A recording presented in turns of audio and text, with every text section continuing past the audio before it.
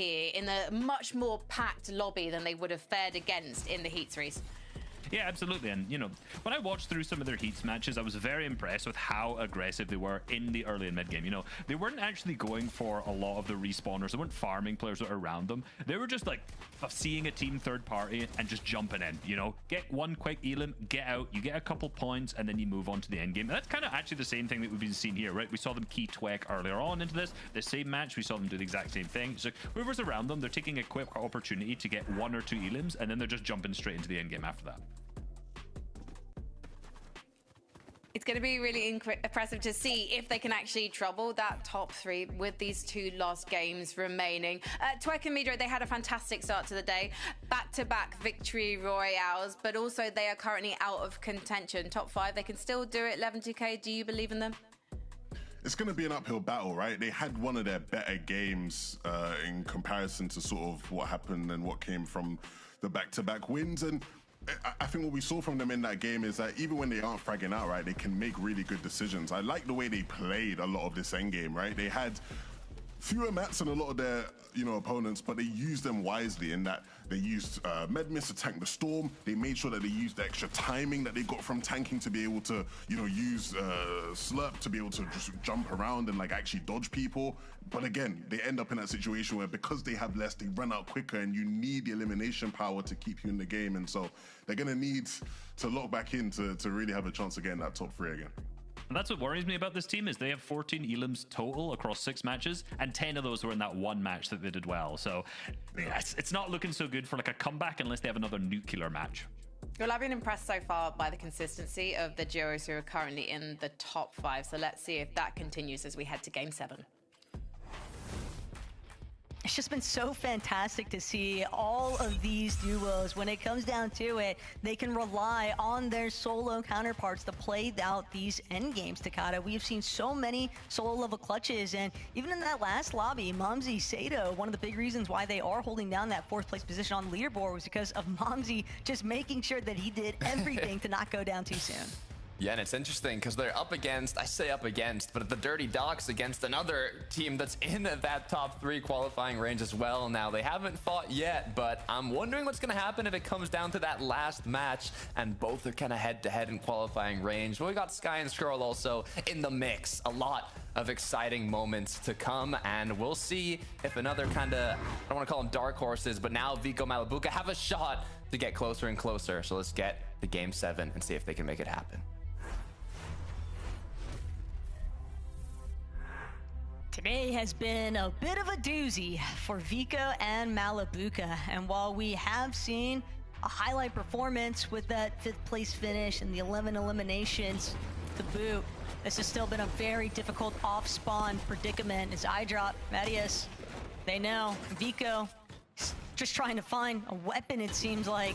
Malabuka, decent loot, needs some builds though, wants to try and back up his duel immediately, but Vico is currently on the receiving end here. Marius currently holding him while iDrop tries to get the HP advantage, but no, it's gonna be Marius who's actually brought down by Malabuka. Malabuka even getting the surprise shots onto iDrop. It would look like it was gonna be a turnaround. Malabuka just bouncing all over the place. Oh my goodness, I cannot believe that we just witnessed that level of shutdown.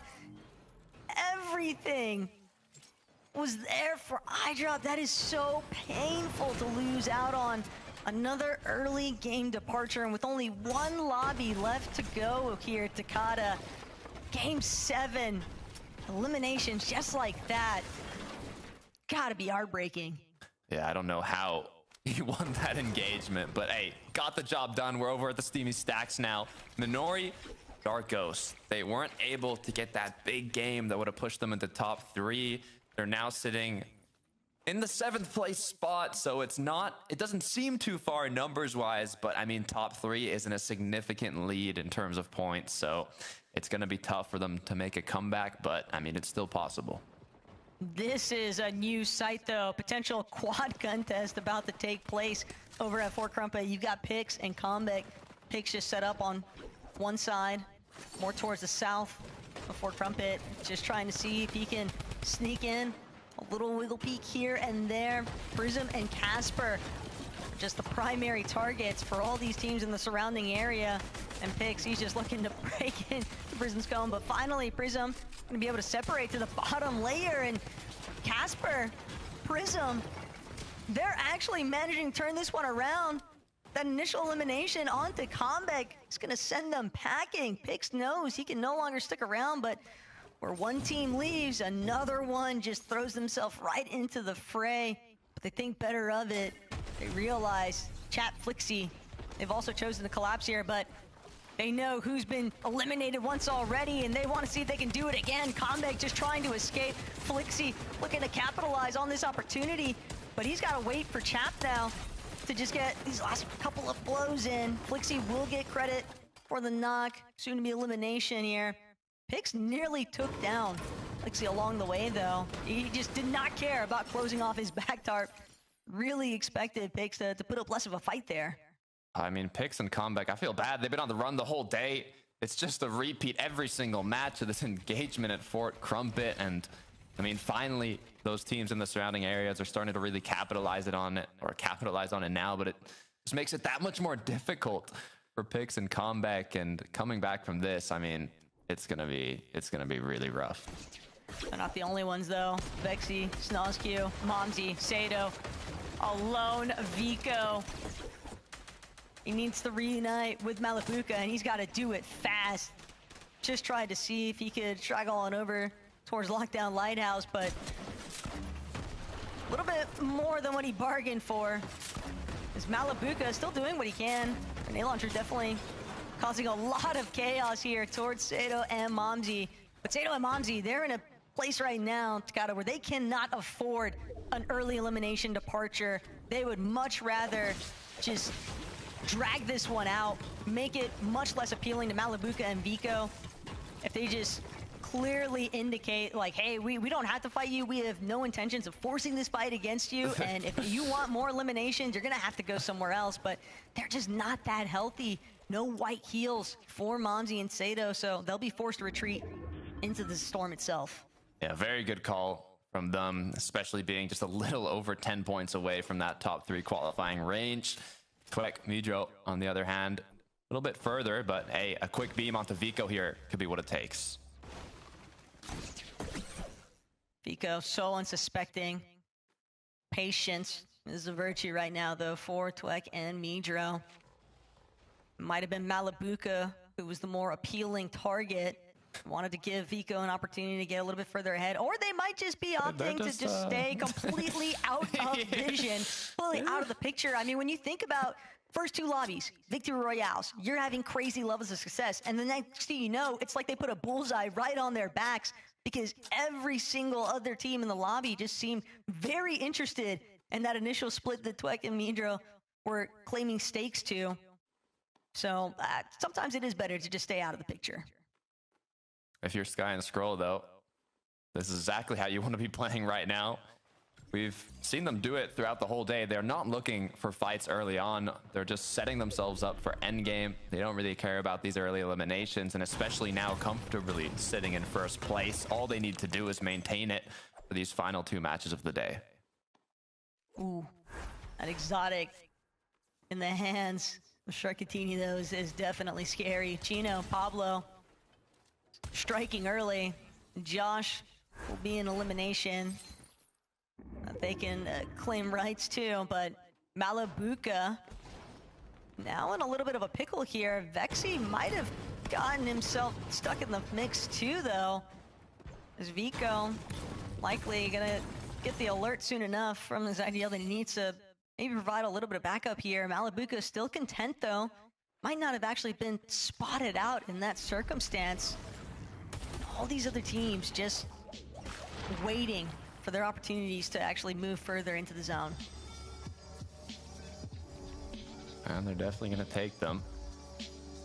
Pablo Chino going into this game in second place. They've had the rivalry with Sky and Scroll, as now they actually head closer to where they are positioned on the map. Hopefully without anyone seeing them. Minori Darkos, on the other hand, they're in a bit of trouble now, but still one of the top contenders for that qualifying range. Could be better, could be worse. Ultimately, Loadout's not looking awful by any stretch of the imagination. This is definitely a position that they can look to try and give a little bit of pushback to the rest of the lobby on. But the main thing that I've really noticed with teams like, oh, hold that thought though, Chat, Flixie, Casper, Prism, Chat and Flixie ready to continue this conversation that they sort of started over by Fort Crumpet. And Flixie, Chat, 4 eliminations already. Some of those largely credit to the fact that they were taking advantage of just barreling down onto Pix and Combeck. Big shot now onto Prism. He'll be forced to try and disengage, but he's got nowhere left to run. Just cut off every single angle. A great collapse there by Flixie and Chap. And they just want to keep things moving. They aren't going to waste any time. They got exactly what they were after. I mean, 5 eliminations is huge. The level ups even for the Morphite on shotgun here. And Happy Lusha, they recognize this is not the place we want to be in right now. We're just going to leave Prism and Casper to deal with those two. Sato Momsy choosing to kind of stay in the storm here alongside Sky and Skrull. You can see the safety that a lot of these top teams are kind of alluding towards at the moment. They don't really want to put themselves in any risky position, and you can see even with the quick stat that Sky and Skrull are the most efficient fighters in the lobby, and I mean it shows. And another reason too, I think they've been having so much success is because when you even look at their high ground metrics, they spent about 5 minutes playing these endgames from height. Oh man, it is just absolute catastrophe here for Casper and Prism. They just cannot catch a break. And this is also a worst case scenario for some of our other leading teams on the leaderboard, because you're just seeing Flixie, Chap, non-stop in this elimination feed. I mean, 7 elims already collected just because of the action that took place inside of Fort Crumpet. Doesn't even look like they're done yet. Prism's still trying to do what he can to get away. Shark and Teeny could be using a little slurp bait. But these players are more experienced to take a slurp by a fully built metal structure. As now the rotate comes through.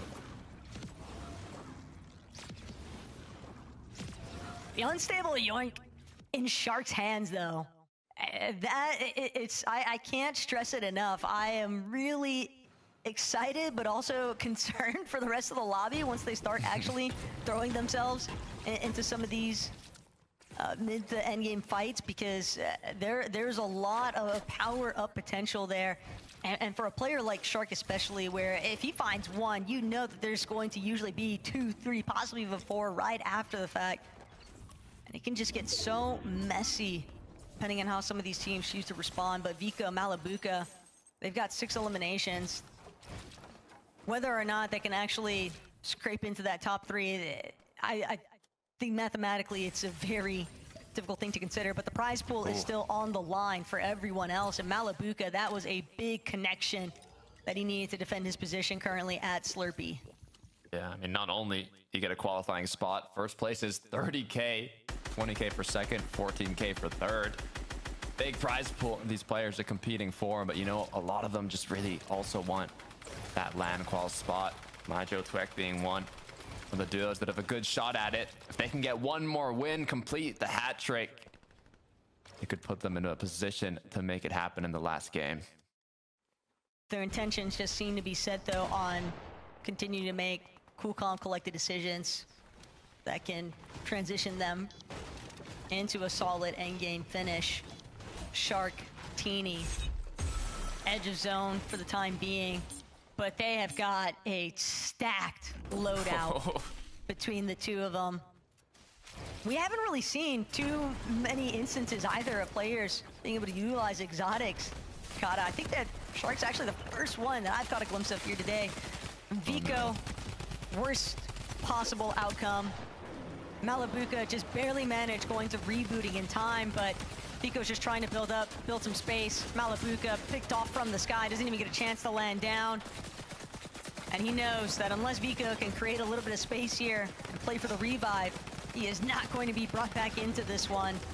Reboots have been disabled. Darm and Deemish, they know just how weak, they know just how tempting it is too for Vico to just jump across, try and save his duo, but they're just holding fast. They are not going to let him go. I mean, worst case, he has to solo clutch it and gets good practice as a solo for the tournament he's got with Reese. Best case, he revives Malabuka, but Malabuka has gone down. Flixie Chap now 8 eliminations on the board. They can't afford getting eliminated before the placements come through. They've done so well already, securing themselves these amount of eliminations. Now all that's left is to close it out with a good placement here. Chino, Pablo, though, do not want to let that happen. Chino and Pablo have definitely stepped it up a notch too. Every single lobby, it just feels like they're scarier than the one before. They have been tearing through a lot of these end game circumstances. And Sky, Scroll, credited with the elimination onto Vico. I'll make sure to drop down, grab the body loot in no time at all. Decent amount of material is going to be sent their way. Chet, Flixie, still playing towards the opposite end of where Sky and Scroll are currently based up. But Minori, Darkos, done a great job at finding a somewhat isolated spot. It's not easy to do. Everybody's starting to collapse in on each other. The lobby begins to cannibalize itself. Shark, Teeny just trying to stay overhead. We know that they like to go for height, but they have been using a lot of materials, a lot of what they have to offer here. Chino getting lobby focused, and he'll be brought down to the pressure. Pablo just has to sit in horror. He knows there's nothing he can do except play his own life from this point forward. This is where the chaos unfolds. Pablo is put into panic as he's lost his teammate. 24 builds to work with, as now they're forced to make something happen. Lusha, Mappy, they have the height, but are they even going to try and hold it this early on? It looks like they won it. They need a huge game if they want to have a chance to compete at the top 3. With only 1 elimination on the board, they're going to need a lot more. Pink and it is. Playing for that secondary height. Pablo all the way down in the dirt, just trying to stay as far back from the backside of zone. But plenty of other players kind of looking to see. They know that there's going to be some scuffed solos in the mix, and Pablo's too exposed here. His last 3 HP, but he converts it. A big elimination now. Worst case scenario for Deemish. Darm, don't know where he's at, but the fact of the matter is, Pablo finding that shot could be the ultimate extension of his run here in this game. Huge bailout from Pablo. Sky and Scroll still up as a duo, as Pablo's doing everything in his might to clutch it as a solo with only 1 build left. He pops the flow berry, but shots get connected onto him. He finds a little med mist. The Sky goes down as well. Scroll's left with only 20 HP, trying to do what he can. Is he actually going to be able to pick up his teammate? Pablo somehow still up and running. It's just so tempting when the revives are just so much faster in reload. It's too easy. And Scroll even going to be able to steal away different players' knocked body, but now Scroll's going to find himself getting knocked in the mix. It's all up to Sky. Scroll's been fully eliminated. He still has a medkit to play through, but Pablo, 0 builds yet again. Can he find another miracle shot? And the answer is no. Sadly, he's been shut down here, but Shark, Teeny, they've just been waiting for their opportunity. Sky gonna try to go for the high ground, but he gets shockwave too far back. He's not gonna actually get a chance. His last crash pad gonna send him back into the safety of zone, but there's just so much mayhem unfolding around him. Pink now trying to challenge for the high ground, and Sky just hoping that nobody notices where he's currently based up. He doesn't have much material left. He needs to find a huge conversion here. He needs an elimination. He might have seen it, though. He's looking for a solo. He does not want to take the 2v1. He wants to get that big refresh. Shark and Teeny, though, incredible job staying ahead as Sky now connects the first one. Can he finish the knockoff? He can, but he goes down shortly after, as now Twek once again up in the clouds. But this is exactly what Twek and Midro needed. They had so much success to start the day. Tapered off ever so slightly, but now Twek spots his opportunity, sees Flixie trying to escape, it's not going to allow him to do so. Shark and Teeny. Shark ready to brawl with anybody that comes their way. They're looking to make an absolute run here, controlling low ground, and it's going to be difficult. Twek just trying to see if he can bring himself a little bit closer to the action, still trying to apply as much pressure as he can. If he gets chomped, it's fine. He still has that crash pad, but it's all Teeny and Shark here to try and control the scenes down below. Minori running, trying to see if he can keep one more life, but it's just not going to be enough. Teeny and Shark have no issues whatsoever. They are just picking off these solos like flies in the low ground.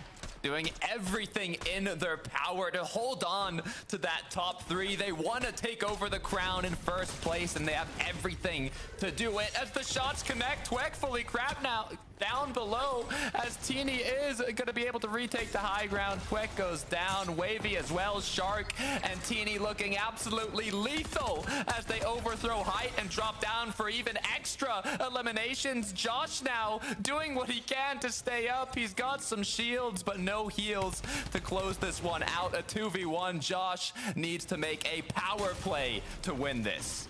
Josh nearly finds Teeny, but unfortunately now that's going to key in Shark to where this last player is at. And Josh, he's trying to see if he can just keep it rolling one more time. Maybe a little bit of a slip up here and there. All depends. Shark now being a little bit more cautious with how he chooses to proceed. Only one build remains, but it's just too much pressure to handle. Shark and Teeny finding their victory royale here in Game 7. We were all curious if they were actually going to be able to find one in this sequence of lobbies here today, Takada, but they've done it. They've finally done it. They tried time and time again to secure high ground, and they have completed it. So let's head over the desk and see how it shakes things up. Thank you so much, guys. This duo was already in contention for a spot at the championships, but now they've pretty much cemented it with a victory royale. It was very high earned. And again, it's just a masterclass from this duo. The chemistry is clearly there. Shark knows he's the attack dog for this duo, and Teeny is the guarantee, Reese. Absolutely, and a lot of that was basically allowed because all of our other top teams are playing as solos for the most of the game. Like, this is one of the matches for the end game where I'm watching Shark and Teeny, and they've been together for the entire time. Like, their end games have honestly been very messy up until this point. So to see them stick together and have such good synergy this late into the tournament is really nice. Yeah, I think the big thing with these guys is when both of them come knocking at your door, like, it's just so hard to really answer. And Shark's been playing amazingly today. We, we're talking a bunch about how he has been, such a key player for this duo in this year. But like you said, Reese, together they are much stronger. And, it was coming. Taco mentioned, like, we were all asking the question, when's it going to come? It was going to come, right? They kept having these games where they were marauding around the mid ground and causing people problems. Eventually, you give yourself a fighting chance and they get the win here. Yeah, and I think, like, their playstyle is just so aggressive, right? Like, when you have someone like Shark who is so mechanical, you want to use him, You don't want to put him in a Surge Tower in FNCS or something like that. That's just cruel. You want to let him off the leash and go crazy. But at the end of the day, like, that is still a risky play. So that's why we've seen so many solo clutches from them up to this point. So now that it's actually worked, it's looking really good. Well, speaking of solo clutches, Reese, there were a lot of solos in that endgame. We'll talk more about those after this break.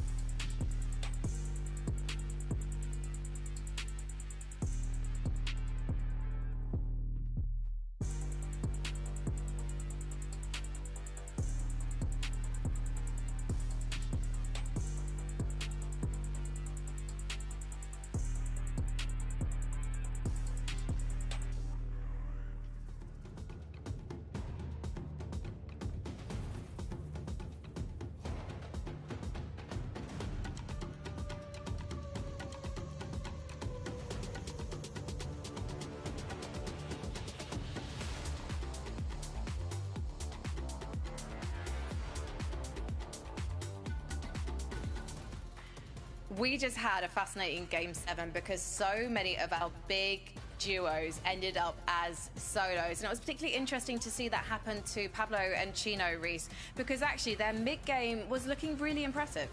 Yeah, it's very interesting. They're doing a strategy that we've seen a lot of teams do so far, which is stay deep into the storm, hit a launch pad, and then land in the 5th zone, as you can see right here. Right? The Fizz super launch pad takes you basically the entire distance across the map. As I already mentioned, it is small. So they actually choose a relatively good spot here. The problem with this strategy, as you notice, as they're doing that, they had 150 builds each, capped materials. But once they land and they get into a spot like that, they're landing late, and everyone starts to end up looking at them much later on. So they actually ended up draining between the 5th and the 6th zone around 100 builds each. So you can see they skip to the 8th here, almost nothing left to their name at this point, which makes Chino go down. Now, what's interesting about this Chino going down here... Hello guys, how was Game 7? Hope it was good. I don't know how this is gonna pan out for Game 8, but as you can see, there is 5 minutes on the clock till Game 8, and I don't want to listen to Razor for 5 straight minutes, okay? I like me short, just maybe not for 5 minutes, so we're just gonna do some builds, we're just gonna do some building, stuff like that, you know.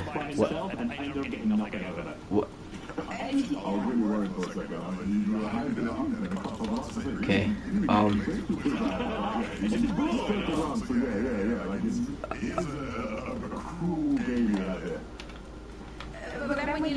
so yeah. But he was actually able to pick up some more important points for his teammates. Yeah, absolutely. What's interesting is he almost was not the solo clutcher, because Scroll was the solo clutcher at one point. He got this elimination here because we first got him to cap materials, and then Scroll ended up going down, and he got the revive onto him, and then he picked him up. So it's like they swapped roles in the way that they were solo clutching after. The big difference between the way Sky Scroll played that and then Chino and Pablo ended up doing it was the fact that he ended up solo clutching up to a top 9. So he had 2 solo clutches, one got nothing out of it, and the other managed to make it deep in the end game, which is drastic different points now for the leaderboard. Oh, if I didn't tell you guys already, I am unreal. If you go to my school, you already know this. You got to see Teeny and Shark actually pull off the victory royale. The promise was there, the whole of the broadcast so far. But when we compare those to Sky and Scroll, who do you think has got the edge right now? Who's going to be qualifying in that number 1 spot, Lemon? Oh, it's a tough one. I think both of these teams have been, very consistent. I think maybe you have to give the edge to Teeny and Shark, right, as far as just what they've been able to make out of their games, even when things have been messy, right, just those fine margins, keeping and kicking in the game. I think right now these guys are on the close bit. It's interesting because if you look at the stats and they're very similar between the two teams, yet the gameplay seems so different. You've got Shark and Teeny seems kind of messy, whereas Sky and Scroll seems just so locked in. So going into the final game, I'm interested to see who can take it out in first place. Let's talk about Blixie and Chat, please, because yes, they didn't have the best end game, but they had a fantastic start for Crumpet. They basically bombed 7 eliminations, which is really what they need to do to get those all-important placement points out, or elimination points to get off the leaderboard. Yeah, this is the type of thing, I think we were expecting to see them do, right? Be a menace to all the teams in that Fortnite area. And I think the big thing for these guys now is, again, going into this last game, it has to be a big one, right? It has to almost be a replica of a lot of what we saw from them in this game. Flixie, I know he desperately wants to make it to the line and be one of the players there. Yeah. So if you give it another sort of crush like this one again, just getting those extra placement points down. Should we see what's around? Oh, shot. Just from the outside, they need a really strong game though. They're going to stop or overtake Chino and Pablo. Absolutely, and they've been on the side of Casper's team, as you mentioned, they're key there to for Crumpet, and that was the most successful team in that, but it's not that that's the first time they've done it. So in Game 8, if they've had such success on that in the previous match, you've got to think they're going to do the exact same strategy, assuming that the zone allows it to here. But they currently are looking at the leaderboards, they're only like 21, 24 points behind right there. Oh, this is cool, right. So it's very, very close to any of the teams who actually want to get Aqua. We do have... I don't know anyone. Don't know. Oh, Mongrel. Don't know. Queasy. Don't know. Queasy. Aqua. Even Veno. I know both of them. Moustache. Queasy and Veno. Swizzy. Malabuka. Swizzy. Vino, Flixie, Pixie, yeah, I don't know.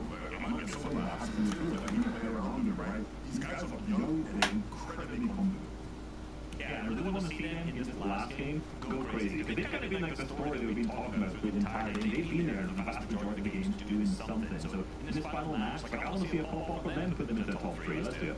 Yeah, nice to see some fresh blood in the lobby. It will be really interesting. 30 seconds till the game starts. That's what I'm making my way there. Whether it's tonight or at one of our next qualifiers. But this is it, guys.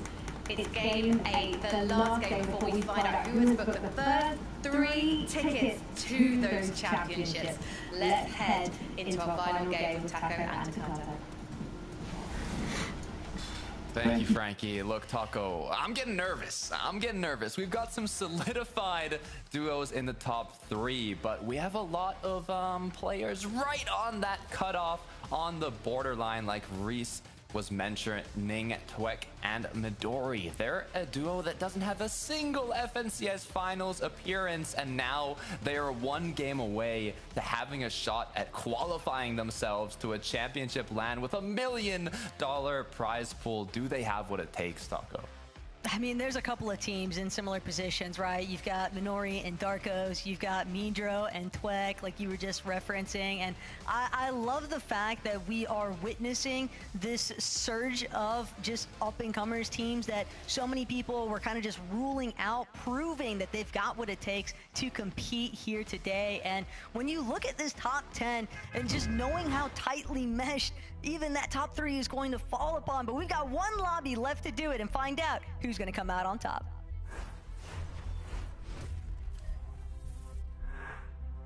I'm literally getting shivers as we speak from how close this leaderboard is. Momsy Sato, Twek Mitro, Chap Flixie, Minori Darkos, these are all duos right on the cusp of qualifying. And in the meantime, we've had this battle from the beginning. Malibuca Vico up against iDrop and Marius, and in these recent matches, it has not been going iDrop's way at all, as Malibuca once again picks up an elimination, leaving Marius alone. The problem is they can't find Marius immediately. Vico gonna be the first one to drop, but Vico loses all of his HP. He'll be forced to scatter now. Malibuca, not necessarily the healthiest either, but Marius, having lost all of his shield, Vico instead popped from a different direction entirely. Malibuca brought down by Comeback. Comeback and Pix, this might be their best opportunity for the third-party scenes. But Marius and iDrop may be counting their lucky stars that there was an intervention here in the final lobby.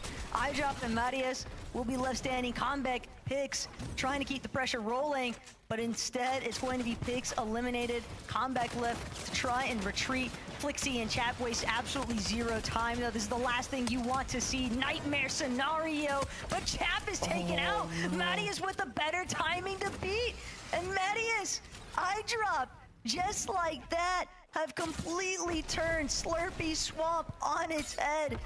This was not the way that Flixie and Chap envisioned that third-party circumstance to go, but Flixie is on a full-on retreat, taking shots from so many other teams along the way. Kira and Rydex, they know he's low, they know he's weak, and they know he's a free elimination.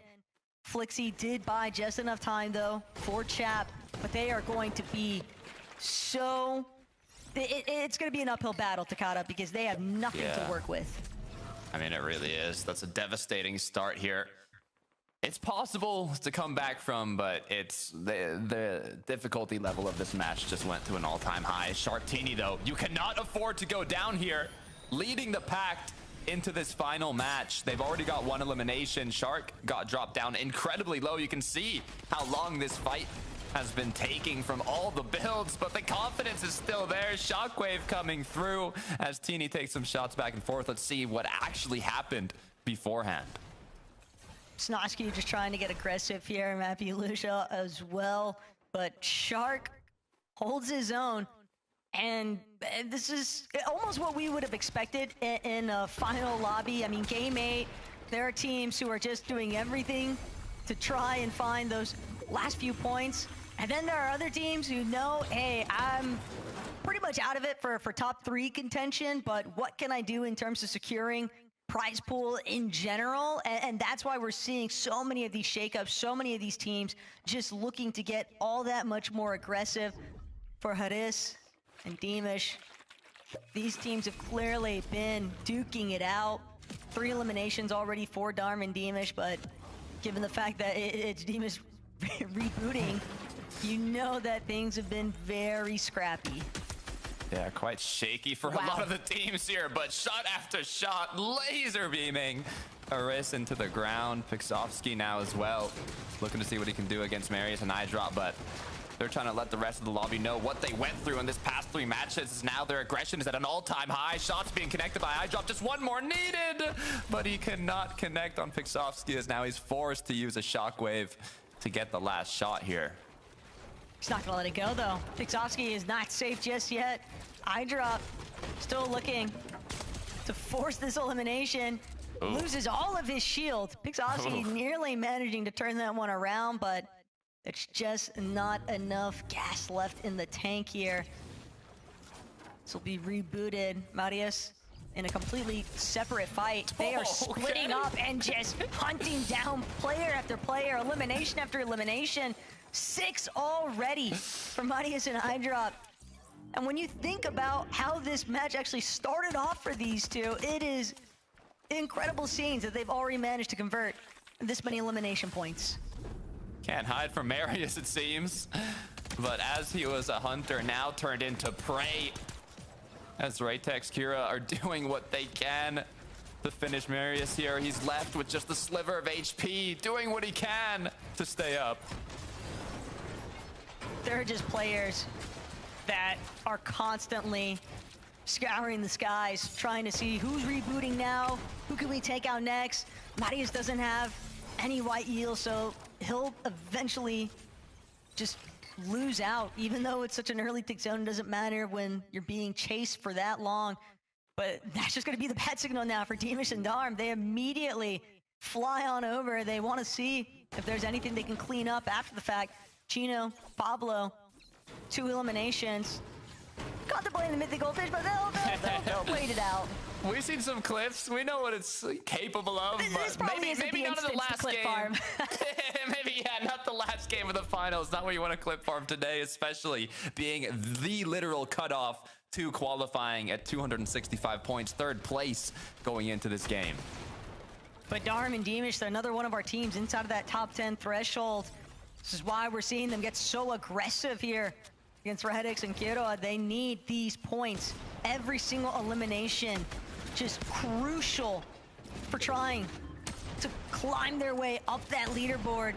Darm, Dimash look like to be in a better position here in comparison to Redix and Kiro, but at the same time, Takata, still one more Medmis grenade, still a crash pad to potentially disengage with. They just refuse to budge, and iDrop is going to take full advantage of it. Dimash caught off guard. The flank maneuver has proven to be the ultimate counter here for the Poles. Darm now trying to punish iDrop on his way out. Maybe looking to follow suit, but iDrop, guess where he's crash padded directly towards? It's Chap and Felixi with Darm right behind him. Chap gonna find the elimination onto Darm, though, just punishing that over-aggression. And Dimash realizing, I have got to get out of here. Not a great start for Flixie and Chap, but now they've had a shot at redemption. Can they capitalize on it? Marius takes a big pump, but Chap is still up and running. He has shields, but is the time gonna be worth it to take them as his teammate is battling it out? Marius dropped below, but still forced to heal up. This is still very bad, though, for Marius and iDrop. They need a chance to reconvene. Marius may have just done enough. Flixie, Chap, Marius, iDrop, they're all just so incredibly low. Practically no builds either, only a handful between both of these teams. Still hanging out inside of these storm battles. Shark, a little bit of a lurk out. Shark and Teeny, they're gonna have to disengage. Got Memphis grenades, so they're not in huge problems just yet over by Dirty Docks. It's more about trying to clear out what's closest to them to give them a little bit more playroom for where they want to rotate and position themselves later on. Sky and Scroll, the amount of time we've seen them in a bush, they They like playing it. And hey, I got nothing to say because it's clearly paying off. Second place, 296 points. Their only job right now is to maintain their spot on the leaderboard and potentially overthrow Sharkantini to take that first place spot. Anything to not drop out of that top 3. They're doing it right so far. I mean, when you think about what's happening inside of this elimination feed, you know Sky and Scroll are seeing every last bit of it too. With so many top teams just constantly having to reboot. Sometimes it's best to just go unnoticed. You want to play a little bit more towards that incognito terrain because you just don't want to give the opportunity. An early departure here could mean another team taking over Sky and Scroll's position on the leaderboard. Yeah, Sato Momsy are that 4th place duo right outside of qualifying range. So, you know, the pressure is weighing down on their shoulders. But with those 3 eliminations they've picked up early on, they're in a great spot to make something happen. And for players in this position too, it's, you know what's on the line. You know that a land spot is potentially right in your grasp. You don't want to let it slip through your fingers, but you also don't want to let that impact how you choose to play this final lobby. You almost have to treat it like every other game before. Obviously, still keep your wits about you, but then you've also got to deal with teams like Medius and Hydrop who they're trying to overcome some point gaps, and they know that they've got to be so incredibly aggressive.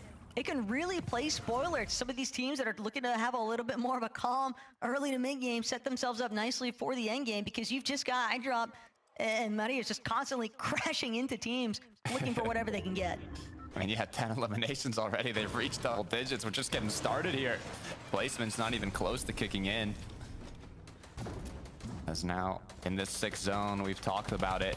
Once it closes and 7th appears, there's no more reboots left. As Mydro and Twek fight for their shot at the championship land. Solid loadouts though. Drone gun, Sentinel, a few shockwaves, couple Medmis grenades. Sky seems like that, you know, go unnoticed, continue to live a little bit longer. Mentality just has not boded well for them. But Scroll having to be rebooted here. If he keeps getting shot out of the sky too, that would be an even bigger issue, but he will manage to touch down. Great awareness there from Sky to just base out far enough to allow his duo an opening. But it's still just going to make things so problematic. He's still got to find a refresh at some point. They're going to be forced to fight now. They can no longer just sit idly by. Snosky and Vexy, though, unfortunately ran into Chap and Flixie.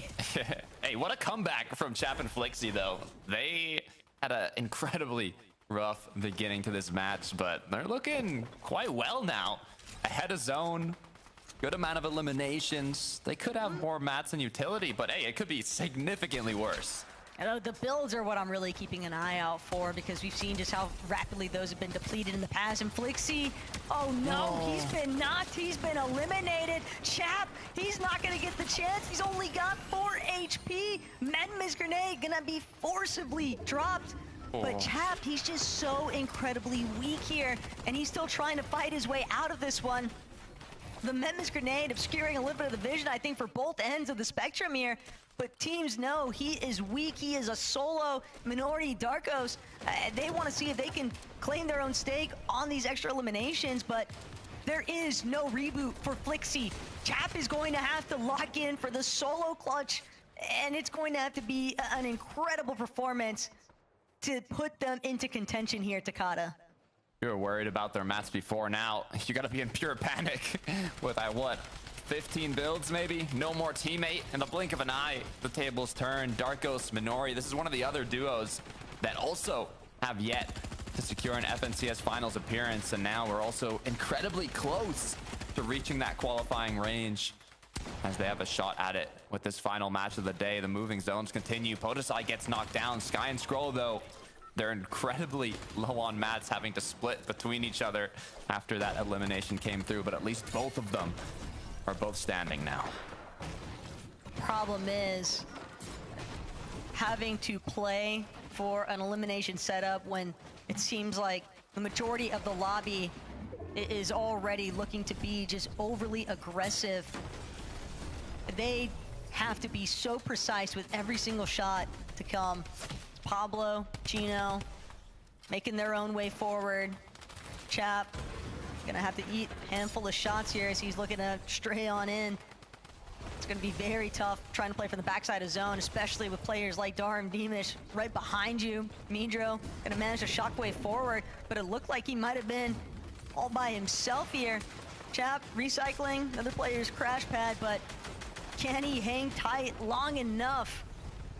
These wood builds down to his final 4 even. It is horrific scenes right now for Chap. He's got the Morphi pump aimed and ready though. One shot is all it takes sometimes, Takada. He could come up massive here. Look at the remaining players, though. Reese Levin, they were breaking down how important it is to make use of the solo clutch and not only get elims, but get to that top 12 where the placement points start racking up, and they're just one team away from getting to that placement point range. Shark and Teeny, though, doing what they can to stay healthy, and they're looking great currently as Haris has gone down. Still 13 duos up as Sky and Scroll get ahead. Sky and Scroll, though, recognizing there's already a team playing through height. Darm and Demish have actually managed to finagle their way up towards an elevated position. Some teams definitely in tatters underneath them. Pablo still working his way through. We just saw Pablo and Gino, and now they've lost literally all of their builds along these last couple of rotates. Just so exposed, trying to make their way forward towards the front sides, and teams just constantly dropping like flies around them. A lot of solo players now looking to take over here. Medius and iDrop, though, they also don't have a whole lot of materials to work with, but they do have a ton of eliminations here. It's only a matter of time, though. They're about to run smack dab center into where Sky and Scroll are currently situated. Not only that, but Shark and Teeny from behind, they're tanking up with the Memphis grenade from behind. They're about to surprise the entire lobby from the backside of zone here. Pablo knows he's just got to hit it into overdrive, try and stay ahead. Darm Demish also posing a huge threat, but now Shark, Teeny, they're ready to go for height. Darm Demish forced to drop out, and now Shark and Teeny, they have a commanding control over the high ground.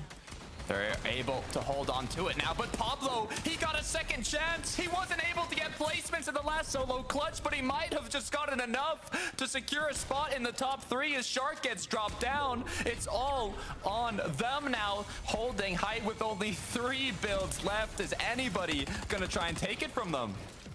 Scroll does manage to pick up a little bit of body loot, but he's having to commit towards his ultimate low, just trying to stay ahead.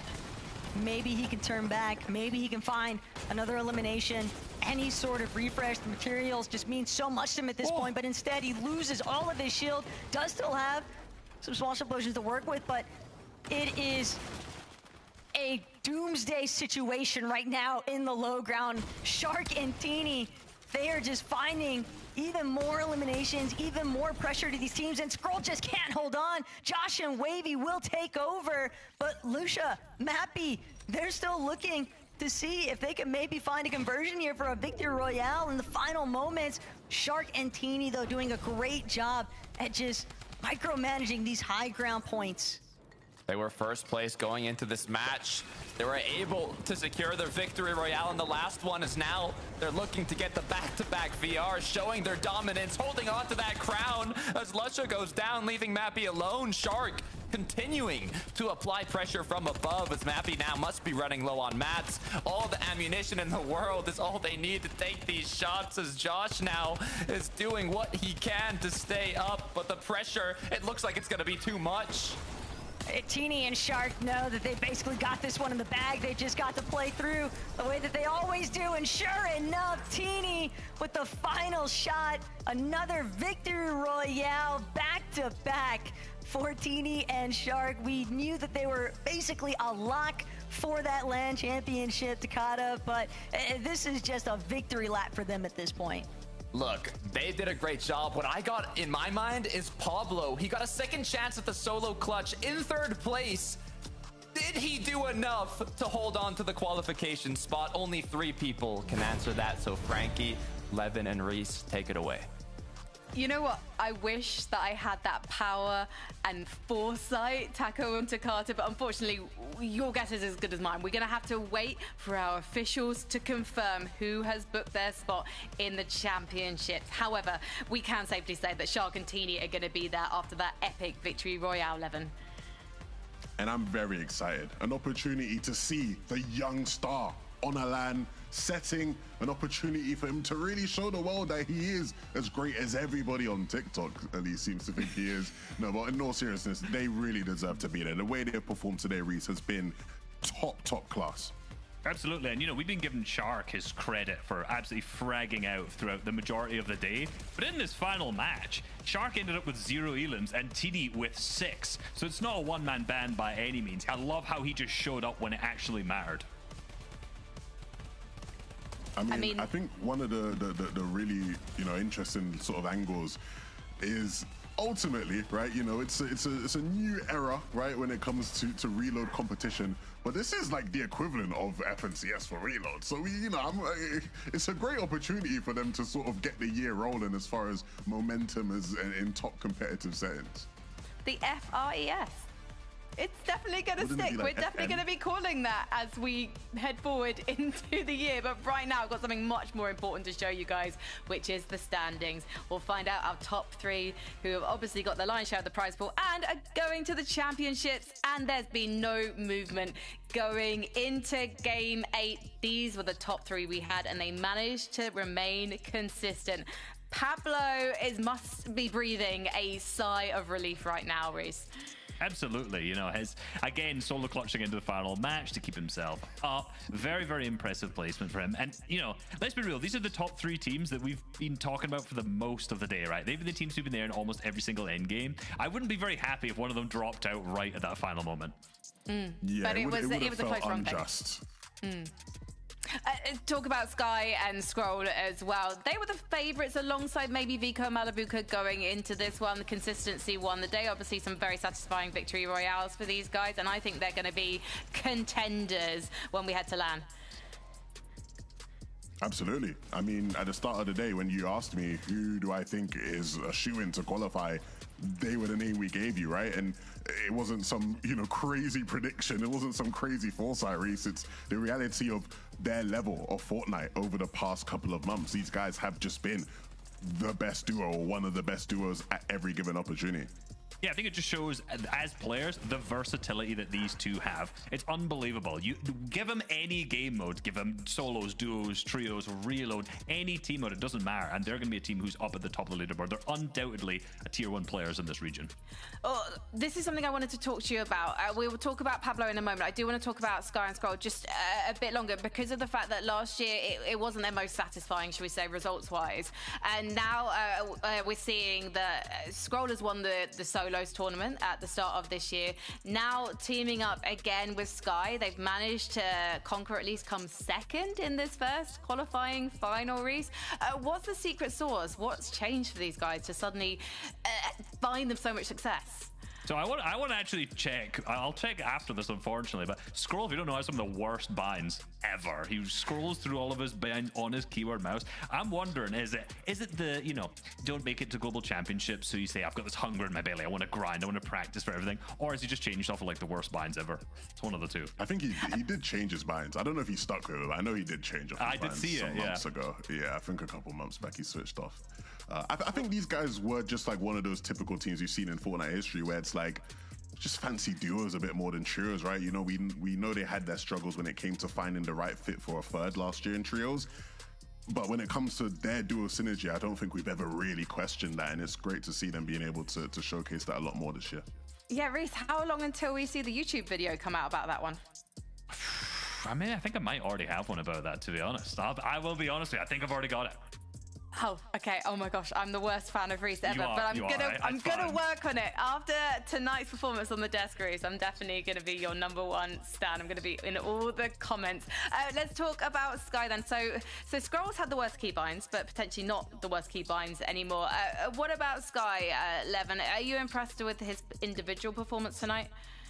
I mean, how can you not be? I mean, this guy has been putting on a show for us, obviously, this evening, but as an individual as well, he was probably always the one that, like, you know, was most impressive at times when these two played together in the past. Scroll doing his best job to sort of make that a conversation as well.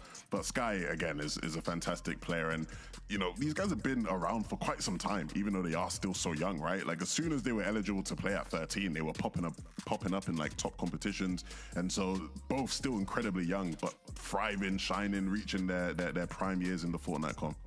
Well, we are so excited to have Sky standing by for an interview, because this, I have to say, Sky, was such a fantastic performance from yourself and Scroll. How did you manage to maintain your calm under such pressure? I mean, we just talked together, told each other to calm down, and I mean, yeah, we just played our game. It's interesting, Sky. You guys really have some of the best synergy when it comes to, it always feels like you guys are on the same page. What about Scroll makes your life easier, right? What about the way he plays the game allows you to succeed? I mean, the fact we've played together for years now, and I mean, we kind of just know what we think, so it's so easy to just play on each other and get the refreshes we need. Grand. How do you like approach a game mode like Reload in comparison to, say, Battle Royale? You know, there wasn't a way to practice into Scrim before this, so like, how do you actually understand what the meta is coming into like a game mode like this? Yeah, I mean, it was hard compared to Battle Royale, but we just put a lot of time to like into VOD reviewing the whole thing and VOD reviewing other players, see what they do, and then try and like implement stuff into our own gameplay. Now you've qualified for the championship finals, Sky. What's the focus going to be? Is it going to be conquering the other qualifiers and playing for that prize money? Or are you going to be starting to think about FNCS? I mean, of course, there's still going to be focus on like the qualifiers, but the main focus is 100% going to be on FNCS. Oh, I can't wait to see what you guys can achieve across the entire year, Sky. Congratulations. And also, before I let you go, where can we find you online? On Twitter, my name is Sky Season, I think. I'm pretty sure. Yeah, it's Sky Season. And then I have a YouTube that I'm starting to upload on. That's Sky Season as well. Amazing. We'll have to go and subscribe to that one. Thank you so much. Please do pass on our best to Scroll as well. Of course. Tech. Fantastic. Not only have we got our first 3 duos qualified for the championships, I know the MENA region was playing as well, so you'll be able to find out those results for yourself online as well. But also, I feel like we've got a really exciting year ahead of us, guys. Levin, are you anticipating much action, though, from the NAC lobby later tonight? It's coming up in 2 hours. Of course, it never disappoints. So I'm really looking forward to seeing who can challenge uncontested Slurpy Swamp for Peter Bottom Poyo. Come on, someone's got to do something about that. Look, as an avid NA hater, even I'm a little bit excited to see how Pete does, right? He's looking on top form of Poyo right now, so even I'm going to be checking in. Who is a stronger duo, though, Levin? Is it Peter Bottom Poyo or is it Reese and Vico? Come on, man. Let's not joke around here, man. I know we like to laugh and giggle on the show, but let's get serious, man. Come on, it's Big Pete.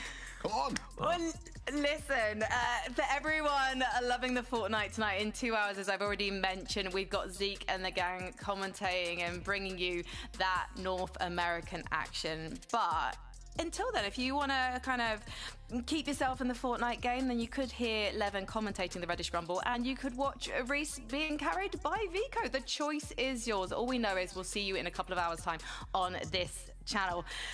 Boys, it's been an absolute pleasure. Thank you to Taco and to Carter. We'll see you in a few weeks' time on this channel for more European Reload Elite Series action. But for now, guys, for the first time in 2026, sound that horn.